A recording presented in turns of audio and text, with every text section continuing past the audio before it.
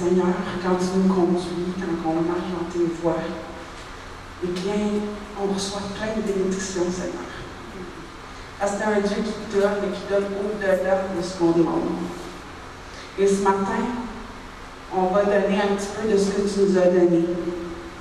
C'est le temps des offrandes, Seigneur, et je te prie de bénir les mains qui vont donner avec joie, avec bonheur. Parce que c'est le fun de te redonner, Seigneur, ce que tu as donné. Pour que tu puisses prendre ces offrandes et pouvoir bénir d'autres gens également. Donc, je te prie de bénir ces offrandes, de les multiplier et surtout qu'elles soient dépensées pour toi, Seigneur. Je te prie dans le nom de Jésus. Amen. Amen.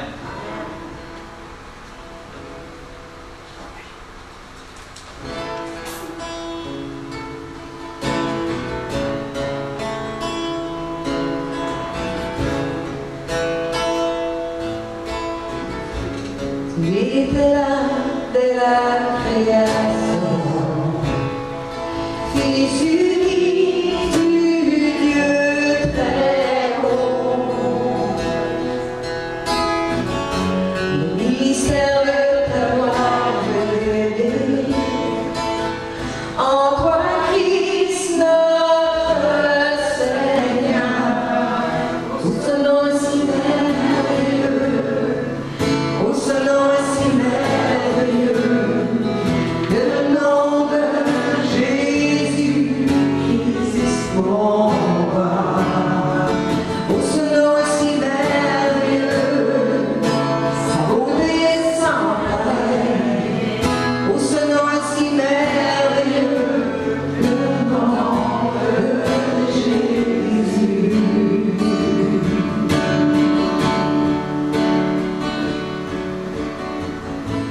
Tu n'as pas voulu les cieux sans nous. Alors Jésus, tu es venu. Ton amour a vaincu mon péché. Rien ne peut nous séparer. Au seul nom si glorieux, au seul nom si glorieux, le nom de Jésus Christ mon roi. Au seul nom si glorieux, sa beauté sans pareil. Au seul nom si glorieux, le nom de Jésus. Au seul nom si glorieux, le nom de Jésus.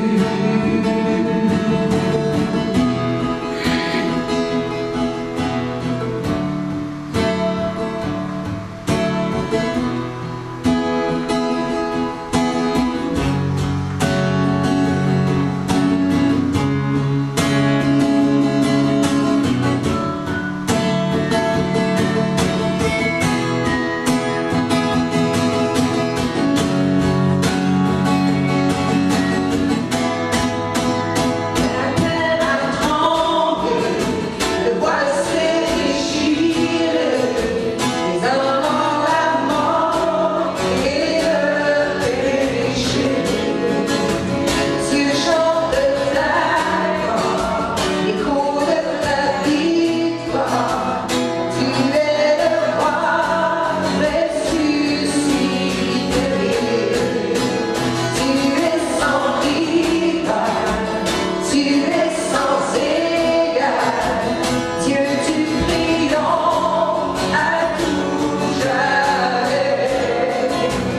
À toi soit le règne, à toi soit la gloire, ton nom surpasse tout autre nom. Pour ce nom est glorieux, pour ce nom est glorieux, le nom de Jésus Christ mon roi. Pour ce nom est glorieux, sa puissance est sans pareil. Pour ce nom est glorieux, le nom de Jésus.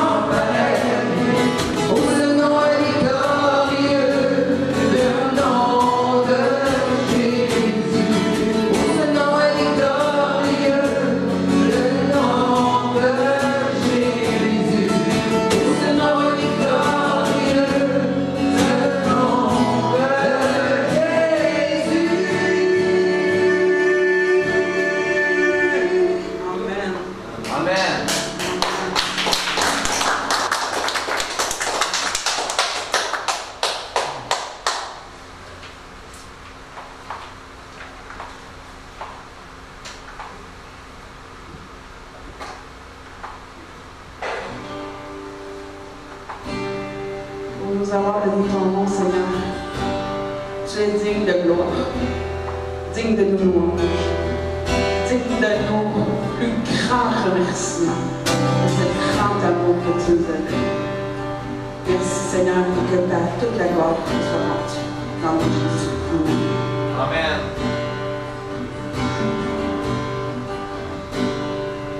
Tu es digne de gloire et de louange. Nous élevons nos mains vers toi pour t'adorer, Seigneur. Tu es digne de gloire et de louange. Nous élevons nos mains vers toi pour t'adorer, Seigneur. Car tu es grand, tes miracles sont aussi grands, nul n'est comparable à toi. Nul n'est comparable à toi, car tu es grand, tes miracles sont aussi grands, nul n'est comparable à toi. Nul n'est comparable à toi.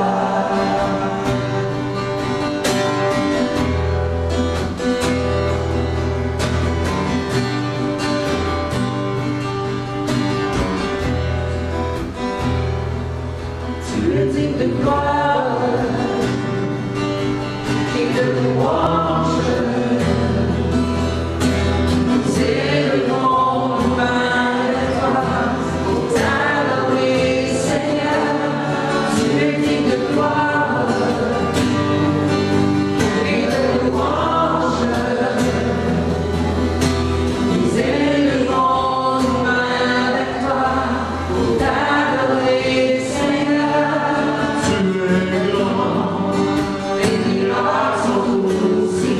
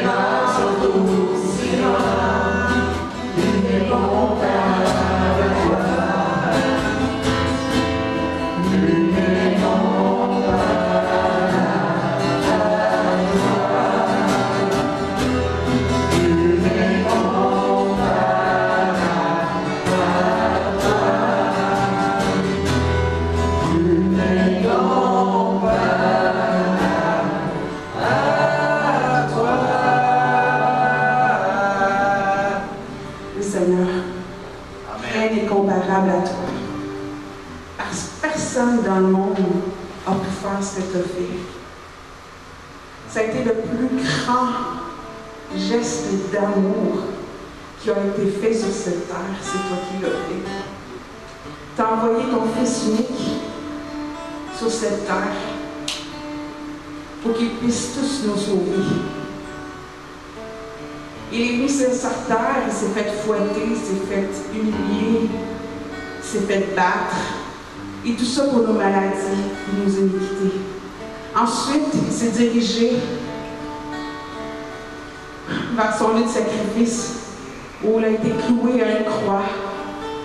Il a versé son sang, un sang pur, sans tache, pour qu'on soit justifié devant Dieu et qu'on puisse avoir la vie éternelle avec lui. Quel beau geste d'amour tu as fait, Seigneur. Tu es un Dieu incomparable. Tu es un Dieu extraordinaire. Et tu nous as demandé dans ta parole de faire un geste en mémoire de toi. Ce geste, c'est de prendre un pain qui représente le corps, ton corps que tu as donné pour nous, Seigneur, afin que nous puissions marcher en pleine santé sur cette terre, qu'on puisse emmener ta parole partout dans le monde, Seigneur.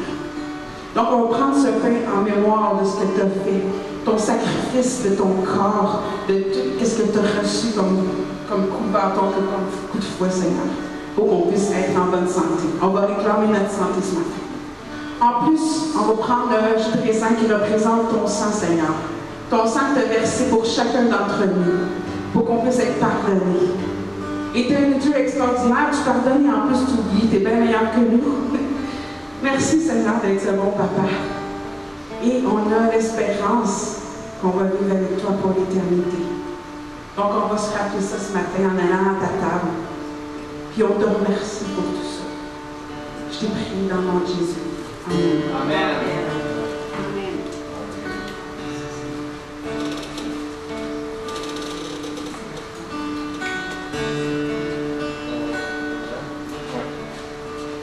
Fais attention aussi. Oui. Je suis fort, que le pauvre dise, je suis riche, que l'aveugle dise, je peux voir ce que Dieu a fait en moi.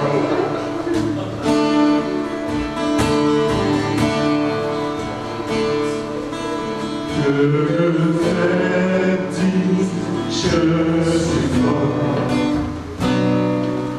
Que le pauvre dise, je suis riche. Que l'aveugle dise, je peux voir ce que Dieu a fait en moi.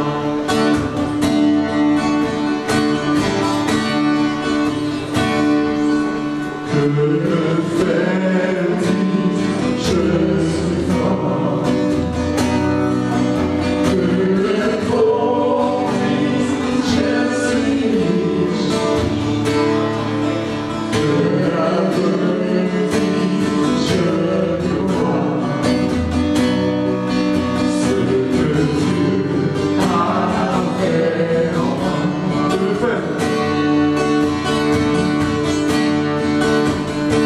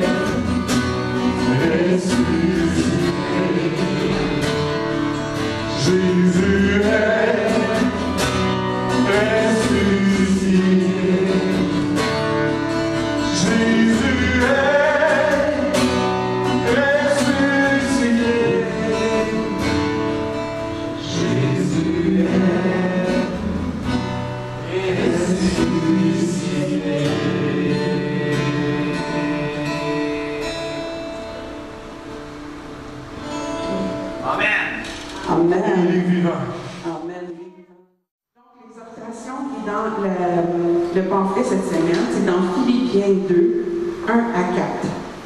Si donc il y a quelque consolation en Christ, s'il y a quelque soulagement dans la charité, il y a quelques unions d'esprit, il y a quelque compassion et quelque miséricorde.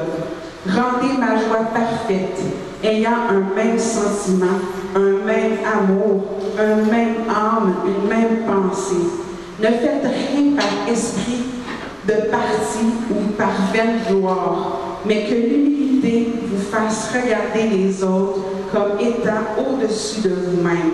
Que chacun de vous, au lieu de considérer ses propres intérêts, considère aussi ceux des autres. Amen. Amen.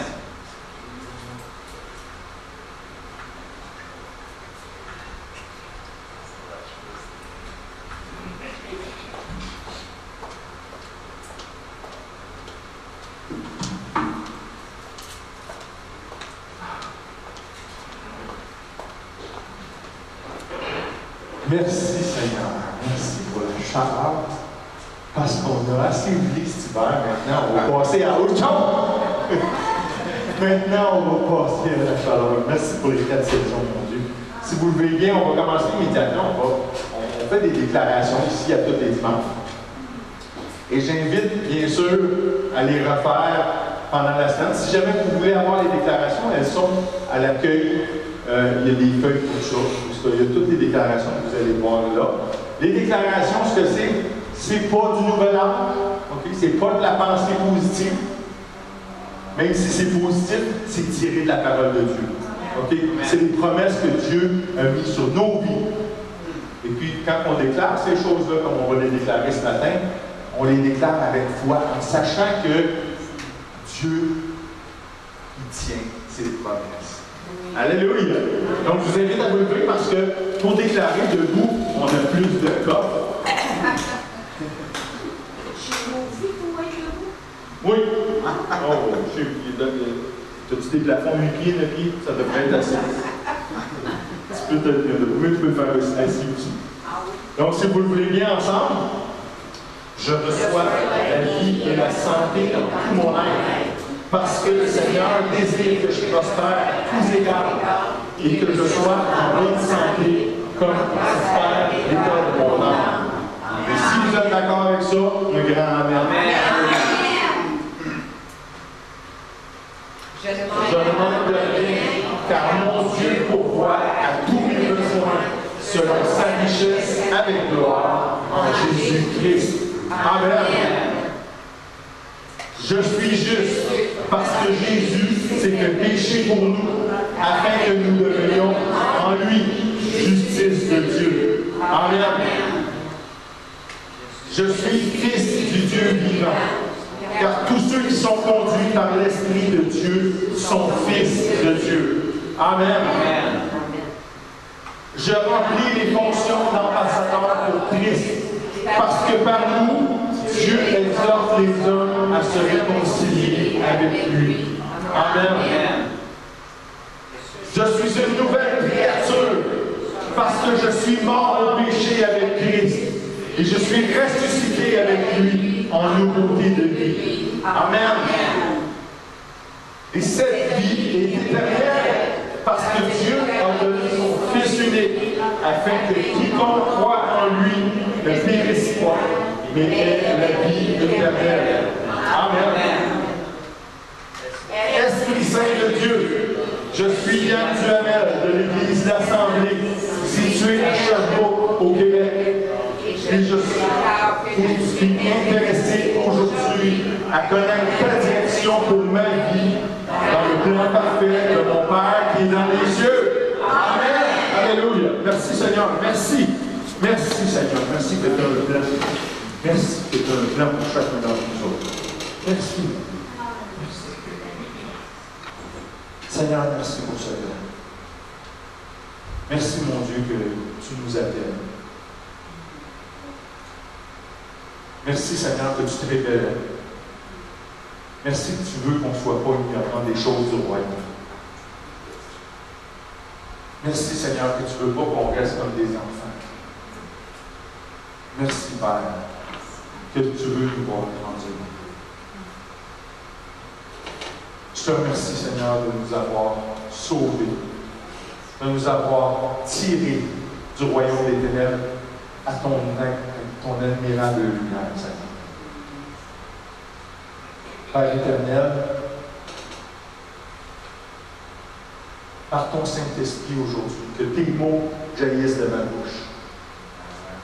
Seigneur, pas mes pensées, tes pensées. Pas mes paroles, ta parole, Seigneur. Par le nom de Jésus, je t'ai prié. Amen. Amen. Hey, bon matin, les bien-aimés du Seigneur. Bon matin. On est bien ce matin? Oui. Comment ça va, matin? En Jésus-Christ? Ça va bien. Parlez-moi donc de votre stature. Parlez-moi de votre stature en Jésus-Christ. Hein? C'est pas ça. Êtes-vous des vers de terre? Non, vous n'êtes pas des vers de terre. C'est bon, ça. Êtes-vous des mollusques? Non plus, hein? Vous n'êtes pas des mollusques. Êtes-vous indigne? Non. Oh Dieu, je ne suis pas des mollusques. Non. Êtes-vous des pécheurs? Oui. Non. Non. Mes frères et sœurs, je m'excuse de vous dire ça, mais ce matin, là, dites plus jamais ça. Dites plus jamais que vous êtes pécheurs. Parce qu'à chaque fois que vous déclarez que vous êtes pécheurs, vous faites en sorte que l'œuvre que Christ a accomplie au Calvaire, elle est inutile. Jésus a souffert au Calvaire. Jésus a souffert à la croix pour qu'on ne soit plus des pécheurs. Avant, on était pécheurs. Okay? Avant, on avait la nature pécheresse en nous. Maintenant, on n'a plus ça. Oui, c'est vrai. Oui, ça se peut qu'on tombe. Ça se peut qu'on chute. Mais je veux vous dire une chose, moi je ne dis jamais Amen à une prière qui déclare, ou à un chant où ce que les croyants déclarent qu'on est pécheur. Non. Moi je ne dis pas Amen à ça. Moi, je demande pardon tout de suite au Seigneur d'avoir dit que je suis pécheur. C'est non, mon frère. C'est sûr que je suis sûr que tu es pardonné. Alléluia. Amen. Et comme je vous dis, on avance dans notre sanctification. C'est un processus qu'on vit là, présentement.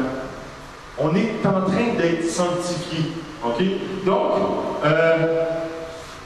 c'est pas normal, comme j'ai dit, si vous avez encore la nature du péché en vous. C'est quoi d'avoir la nature du péché? Bien, c'est d'aller vers le péché naturellement. Tu sais, tu ne penses pas que ça se fait tout seul, il n'y a pas de trouble. Ça, généralement, si c'est le cas dans votre vie, ça me fait de la peine de vous le dire ce matin. Faites attention, je pense, je ne suis pas tout à fait sûr que vous devriez regarder à votre salut. Okay? Parce que l'Esprit Saint vient habiter en nous. Quand on confesse Jésus-Christ, la parole de Dieu nous dit que le Saint-Esprit vient s'établir en nous, il vient nous sceller. On est scellés jusqu'au jour du jugement. Par le Saint-Esprit, on est scellés. C'est pour ça que Dieu peut dire « Nul ne peut vous ravir à ma main. » Parce qu'on est scellés.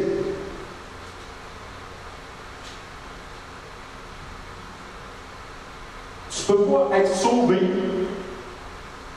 puis il n'y a pas de changement qui s'opère en dedans de toi. OK? Parce que sans ça, pourquoi dans ce cas-là, quand on confesse Jésus-Christ, pourquoi on appelle ça la prière de repentance? S'il n'y a pas de changement qui s'opère. Si tu te repens, se repentir, c'est quoi? C'est changer. Tu t'en allais dans cette direction-là, c'est pas la bonne direction, tu te repens. OK? C'est aussi simple que ça. Puis je m'excuse à matin, regarde, je veux pas. À matin, le but, c'est pas de vous faire douter de votre salut. Au contraire. Au contraire, ce matin, j'aimerais ça que ça se confirme encore plus dans votre vie. Le salut.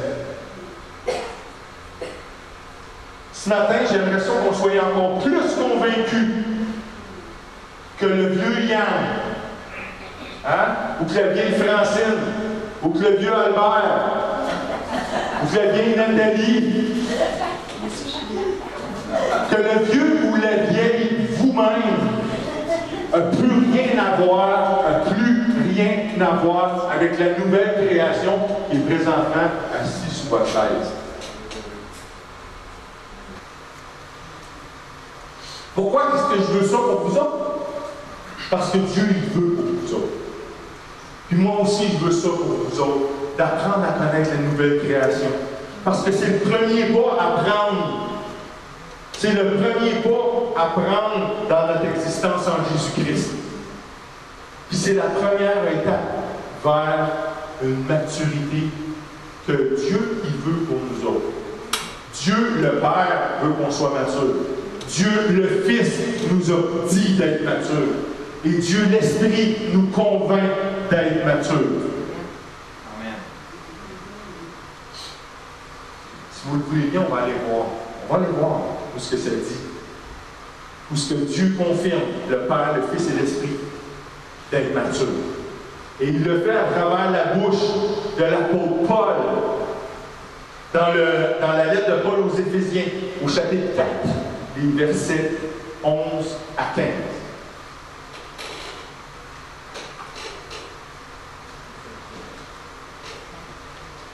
Donc, Paul nous dit, et il a donné les uns comme apôtres, les autres comme prophètes, les autres comme évangélistes, les autres comme pasteurs et docteurs, pour le perfectionnement des saints.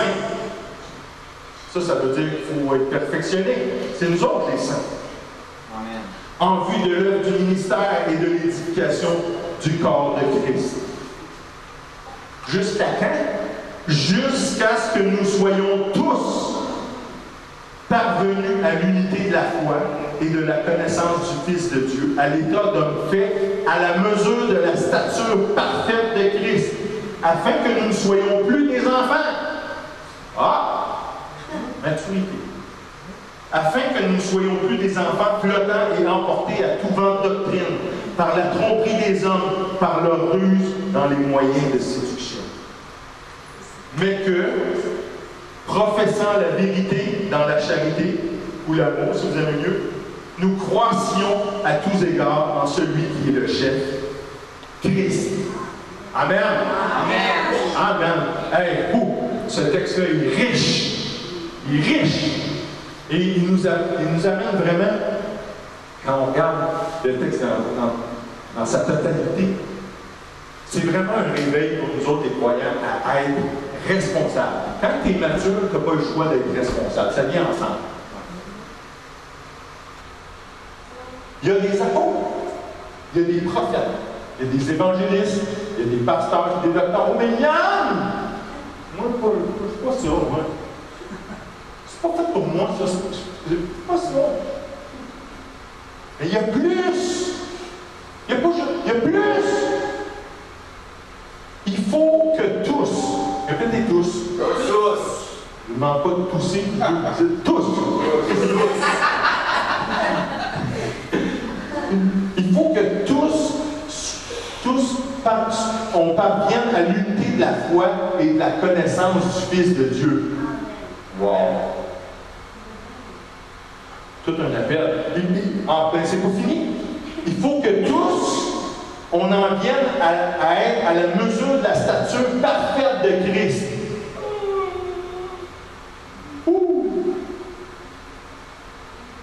À l'état d'homme fait. À l'état de femme faite aussi. Hein? Ah, les femmes? C'est sûr? Ah oui, bien sûr. Fait que dis pas que t'es pas appelé, OK? Dis pas que t'as rien à faire. On est encore loin. Puis là, quand je dis on est encore loin, d'habitude, on s'exclut la personne qui parle. Mais là, c'est vraiment la personne qui parle, qui vous dit on est loin. Je suis loin d'atteindre l'état d'homme fait, où est-ce que je suis rendu. J'ai encore du chemin en avant de moi. OK? Avant d'arriver, d'être en parfaite communion avec mon Dieu. Vous vous souvenez quelle définition je vous avais donnée de communion? La communion, là, c'est un échange. OK? C'est un échange parfait au point. Un échange parfait d'idées et de sentiments. Donc, si je veux être en communion avec Dieu, en communion parfaite, je dois avoir un échange parfait d'idées et de sentiments avec Dieu. Je peux vous dire, je ne suis pas encore rendu là. Puis il n'y en a pas beaucoup qui sont encore rendus là. Amen? Amen. Mais si on est loin d'être arrivé à ce type de maturité-là, et c'est pas du jugement que j'amène ce matin, mais si nous, fils et filles de Dieu, on est encore loin de ça, bien, les âmes perdues sont vraiment dans le trou.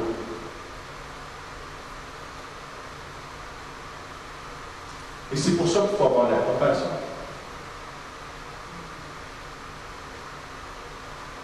Oui, mais Yann, pourquoi ils ne viennent pas à Jésus? Pourquoi est-ce qu'ils ne viennent pas? Pourquoi est-ce qu'ils ne sont pas sauvés? Pourquoi est-ce qu'ils ne confessent pas Jésus et qu'ils ne sont pas sauvés de là? Ça serait tellement plus simple, là. Qu'on ne serait plus obligé de les évangéliser à chaque fois qu'on les croise sur la rue. Puis on arrêterait de lui tomber ses nerfs, là, comme qu'ils disent, là, ton Jésus. Là. Et il est là le problème. Il est là le problème. On s'acharne. Puis on prêche. Puis on le prêche. Puis on le prêche. Puis on le prêche encore. Puis encore on le prêche. Fait que vraiment, dans tout ça, le problème, c'est nous autres. Je parle des âmes perdues, là, hein? Je parle pas des rétrogrades. Là, les rétrogrades, c'est une autre affaire. Les rétrogrades, eux autres, il faut que vous soyez fermes avec eux autres. Pourquoi? Parce que c'est comme des petits enfants perdus, ils sont comme, ils savent pas.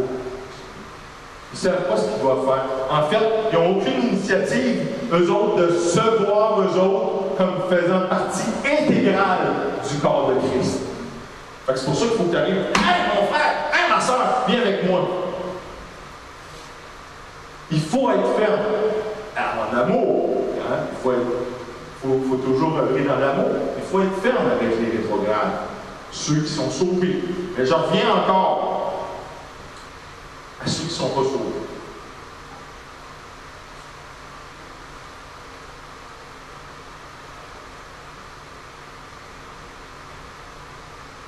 J'ai dit qu'on le prêchait. On n'arrête pas de le prêcher. On prêche, puis on passe par-dessus encore, puis on prêche encore. Puis en plus de ça, comme si c'était pas assez, on rouvre la pression. On rouvre la pression. Il faudrait là, que nos parents, il faudrait que nos amis, que nos collègues de travail, que nos voisins, ils acceptent Jésus là. Là. C'est ça que je veux dire par on ouvre la pression. Une petite question pour vous autres. Puis là, ne levez pas votre main. Répondez pas. Répondez dans votre cœur, OK?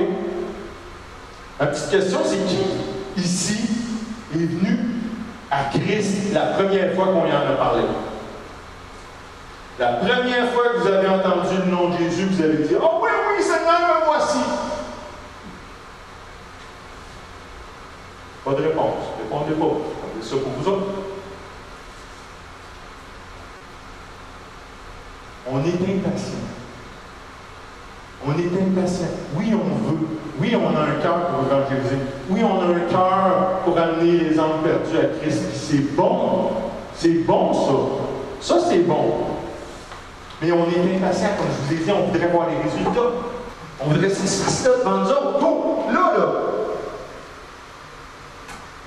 Mais être impatient, hélas, c'est pas un bon témoignage d'évangélisation. C'est pas un bon. C'est qui s'aime? S'aime, semer. Qui s'aime? Pas qui s'aime. C'est nous. C'est nous. La parole de Dieu a dit Paul s'aime. Paul, c'est tous nous autres. Amen. Okay. Qui arrose? Nous. Amen. C'est Apollos. Selon la parole. C'est d'autres nous autres, mais c'est nous autres aussi. OK? Qui fait croire? L'Esprit. Dieu. Fait que, dans le fond,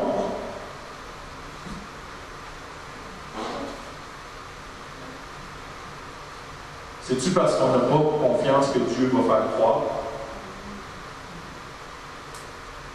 en son temps. On ne croit pas que Dieu va faire croire en son temps, puis on s'acharne, puis on continue, puis on continue. Et là, on se fait appeler des croyants. On croit. Alors, il faut avoir la foi, mes frères et sœurs, là, que on sait que la parole de Dieu nous dit que la foi, sans nos œuvres, c'est mort. On est d'accord? Oui. Le meilleur exemple de ça, là, tu crois sincèrement et fortement en Dieu,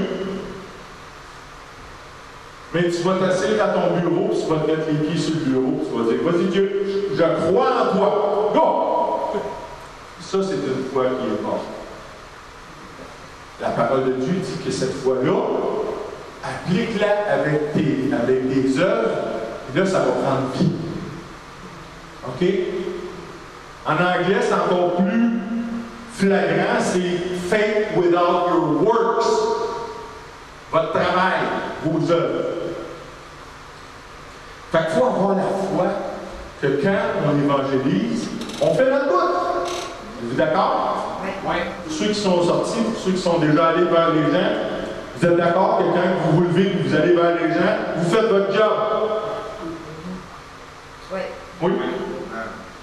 Bien, il faut croire que de notre côté, Dieu va faire la sienne. Dieu,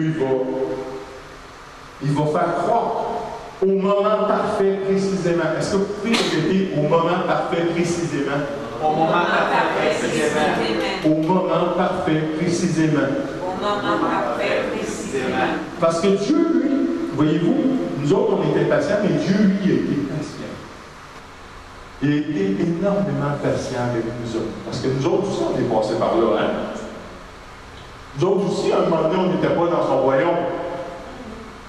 Mais au moment parfait, précisément, il a manifesté sa grâce. Il a manifesté sa miséricorde.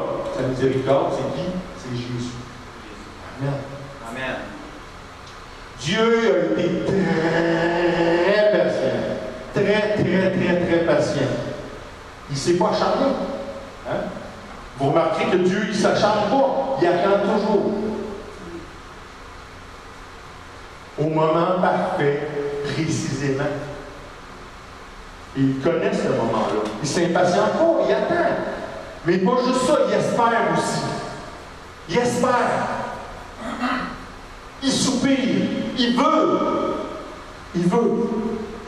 En fait, Dieu, là, imaginez-vous, là, quelqu'un qui ne croit pas en Dieu qui marche.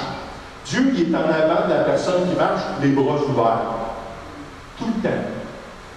Tout le temps, il est devant la personne, les bras ouverts. Toujours prêt à accueillir. À l'accueillir dans la lumière. J'ai une belle histoire qui présente le Père tel que je vous le décris présentement.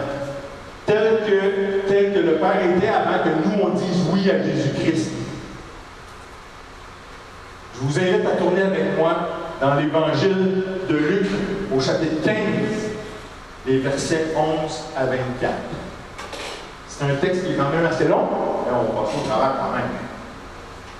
C'est la parabole du fils prodigue.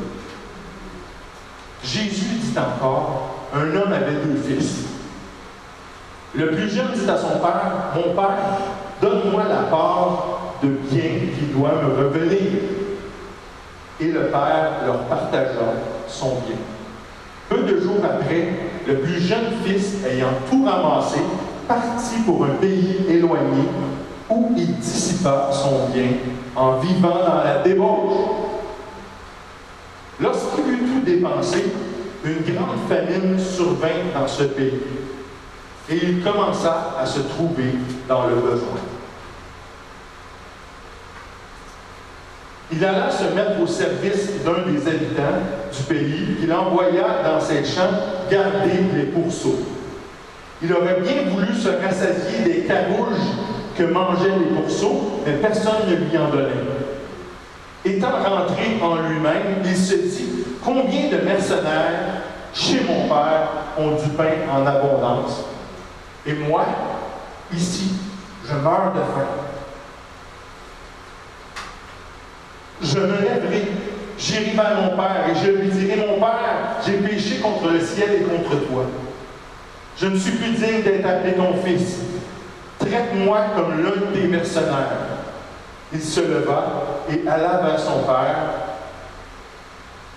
Comme il était encore loin, son père le vit et fut ému de passion. Il courut se jeter à son cou et le baisa.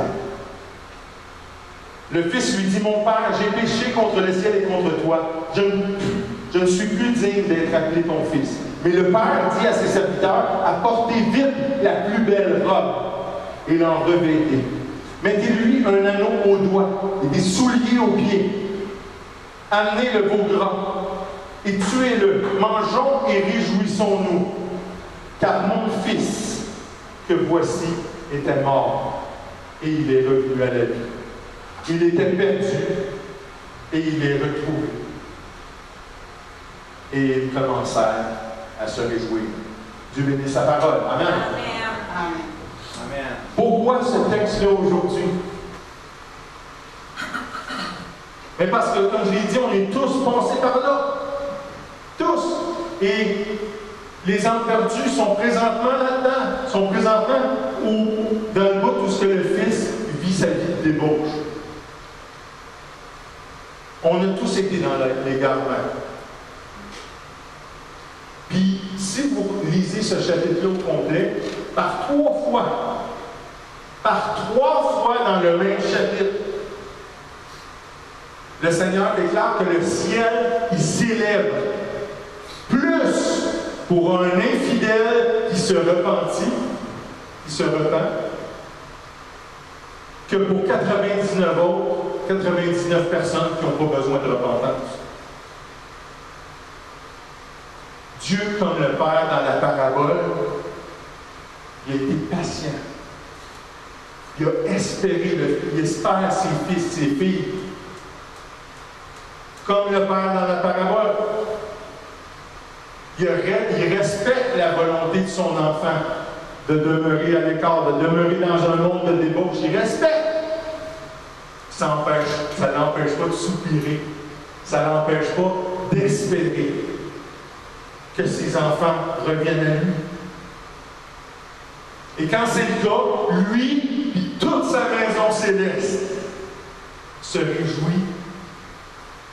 Ils se sont réjouis à notre dos, à notre venue, quand on est revenu à lui. Tout le temps qu'on était loin, il a espéré. Tout le temps qu'on était éloigné du Père, il scrutait l'horizon, comme le Père dans la parabole. Imaginez-le, à tous les jours, imaginez-vous, il s'en va dans son champ, puis il regarde au loin s'il ne verrait pas son fils.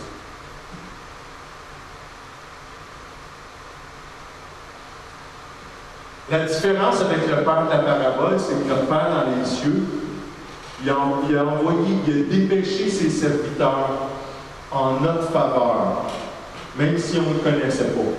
OK? Puis je vous témoigne ça aujourd'hui. Je vous le témoigne. C'est un témoignage que je vous rends. Parce que moi aussi, quand j'étais dans la débauche, je ne peux pas vous dire le nombre de fois que j'aurais dû mourir. À cause de ma débauche, à cause de mon manque de sagesse. Puis des situations extraordinaires ont fait que je m'en suis sorti. Puis quand je prends du recul aujourd'hui, je le vois très bien. Je le vois que c'était mon Père qui a dépêché des brigades d'anges pour venir me sauver, pour venir m'aider. Amen? Amen. Ce matin, j'aimerais vous partager ce même amour-là. Le même amour, cette même compassion du Père envers ceux et celles vers laquelle vous marchez pour aller témoigner de la bonne nouvelle de l'Évangile de Jésus-Christ. Vous allez vers eux. Vous allez vers eux. Et quand vous allez vers eux, comment est-ce qu'ils vous reçoivent? Des fois avec du mépris. Des fois avec l'exaspération. Des fois avec du dédain. Ça peut même aller jusqu'à de la colère, la haine, de la violence. C'est pas de la violence physique, c'est de la violence verbale. Ils vont s'élever ensemble en parole contre vous autres. Ils vont vous maudire. Ils vont se liguer. Ils vont vous isoler. Ils vont vous renier. Mais inquiétez-vous pas de rien de tout ça. Inquiétez-vous pas. Parce que dans l'Évangile de Jean, au chapitre 16, puis au verset 33, Jésus nous dit, on n'a pas à s'inquiéter de ça. Je vous ai dit ces choses afin que vous ayez la paix en moi. Amen. Vous aurez des tribulations dans le monde, mais prenez courage. J'ai vaincu le monde. Amen. Amen. Jésus a vaincu le monde. Il n'a pas vaincu les gens, il a vaincu le monde et l'esprit du monde. Amen. Jésus veut les gens. Il les aime, les gens. Il les veut. Puis peu importe l'agressivité, ils vont vous témoigner. Demeurez dans la pensée, là, la pensée du Père, dans la parabole. Demeurez dans cette pensée-là. Restez dans l'espérance qu'un jour, ils vont se réveiller comme le Fils. Ils vont se réveiller, ils vont dire, chez mon Père, les serviteurs ont du pain. Puis ils vont revenir. Puis rendez-vous constamment au bout de votre champ, comme le Père qui regardez. Soyez prêts à les accueillir. Soyez prêts de tout le temps. Peu importe qui vous ait calomnié, qui vous ait injurié, soyez toujours prêts à les accueillir. J'ai dit tantôt, on s'acharne. On prêche, puis on prêche par-dessus, puis on prêche par-dessus. Une fois que la graine a été lancée, là, tu ne rejettes pas d'autres graines par-dessus. Paul sème, Apollos arrose. Il ne faut pas jeter encore plus de semences par-dessus. La parole de Dieu, Jésus a dit à ses disciples, là, à l'endroit où on ne vous recevra pas,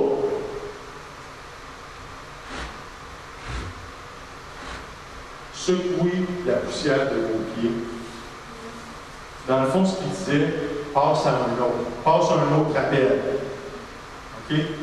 C'est pas que d'être méchant et de vouloir laisser les gens dans le trouble que de ne pas s'acharner sur eux autres. Les gens auront toujours le choix. Dieu les aime tellement qu'il leur a donné le droit de choisir. Donc, nous, la job, c'est de lancer la semence ici.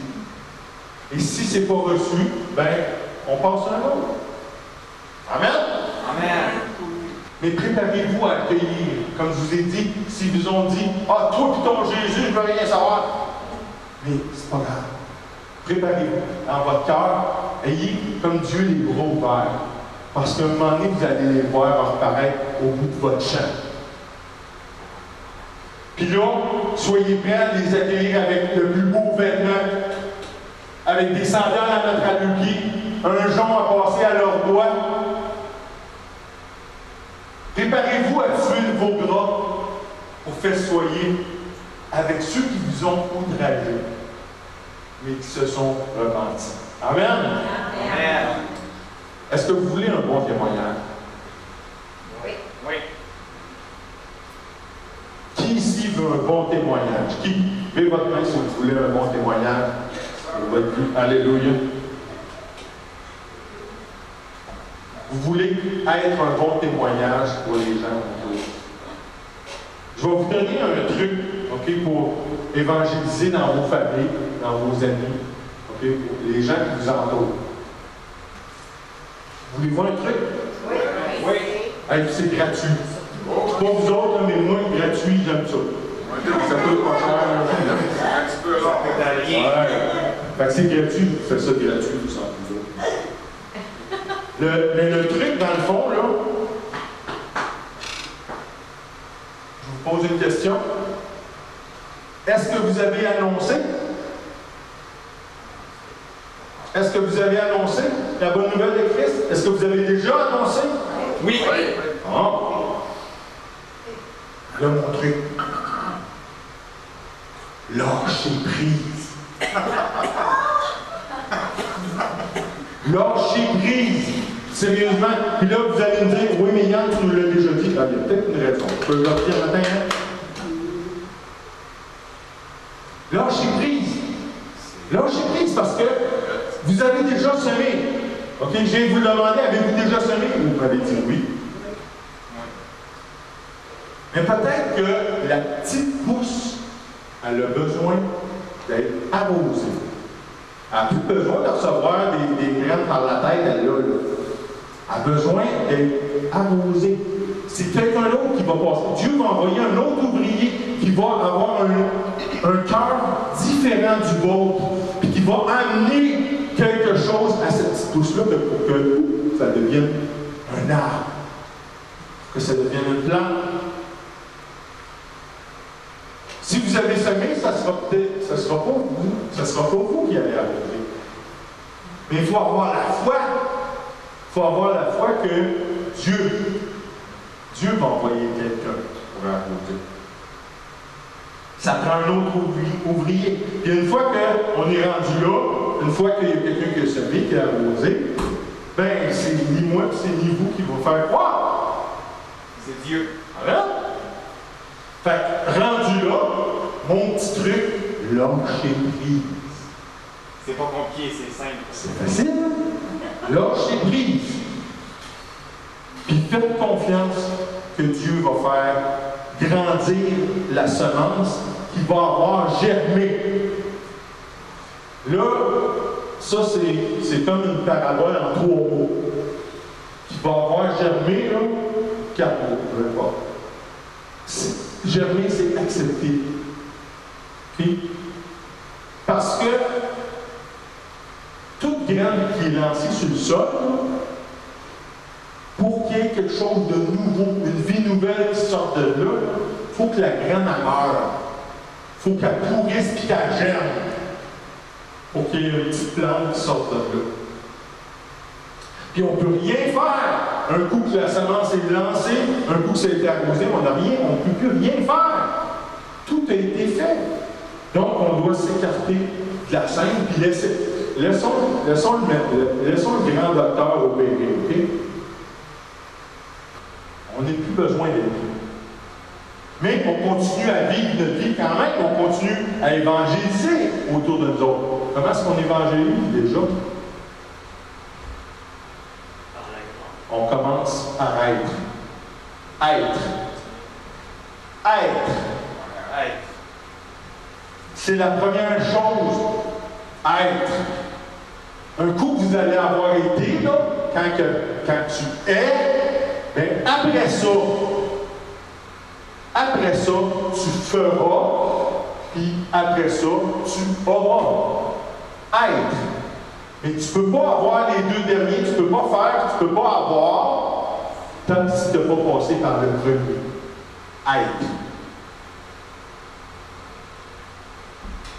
Mes frères et sœurs, soyons, OK, avant même de mettre les pieds dehors pour le Seigneur Jésus, commençons à lui ressembler comme on a vu tantôt en Éphésiens.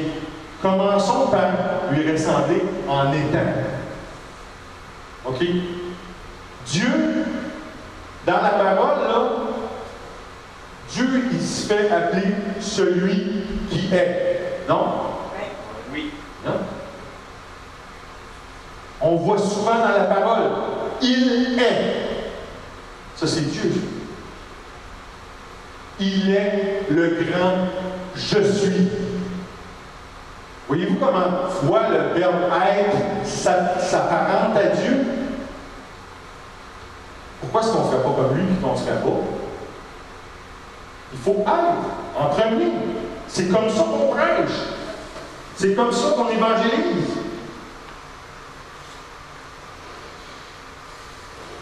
Puis, soyons prêts. On donne, on est content de donner, on est content d'aller vers les gens d'évangéliser, de donner, parce qu'on a reçu gratuitement. On donne gratuitement. Mais il faut être aussi prêt à accueillir. À accueillir. Comme le Père dans la parabole. Il faut, nous aussi, qu'on se rende au bout de notre champ et qu'on scrute l'horizon.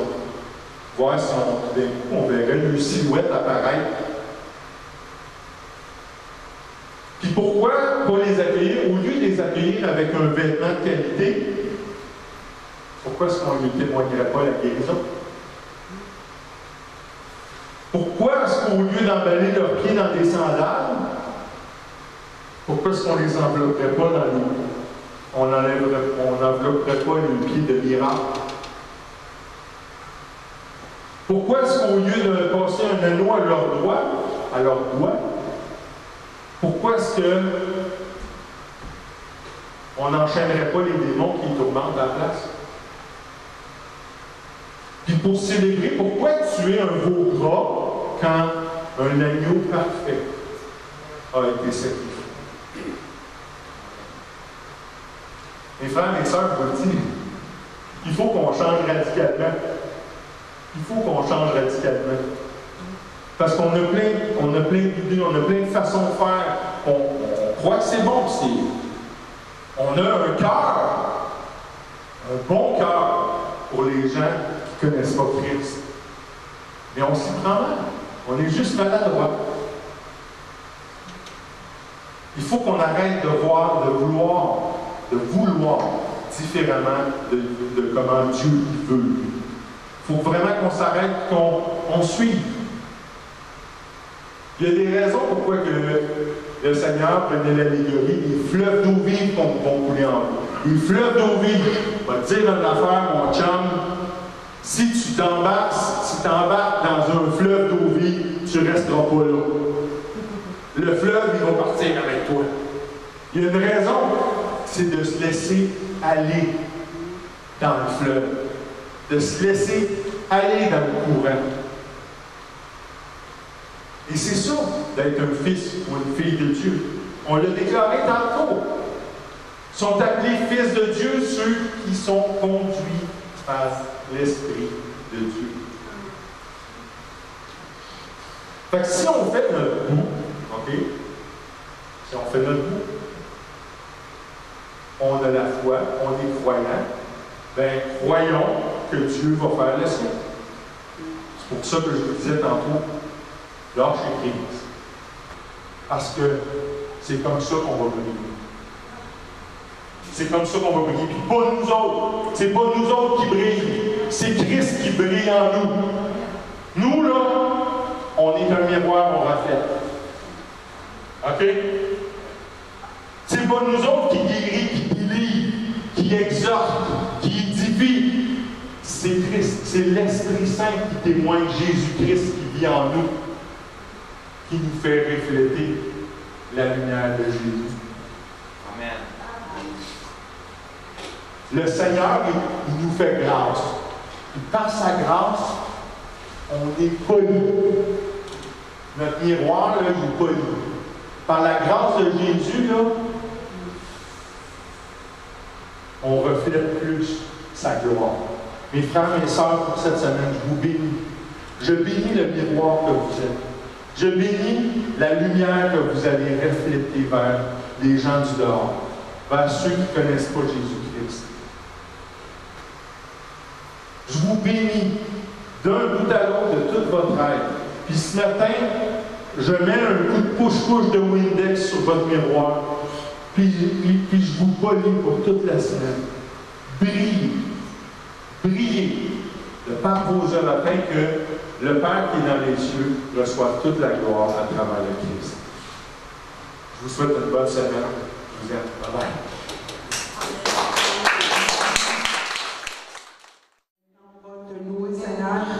Et te remercier pour être ce Dieu si formidable que tu es.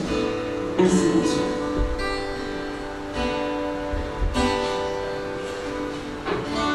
et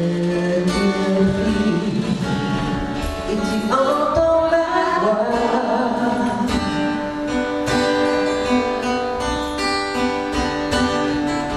Je réfléchis, les genoux de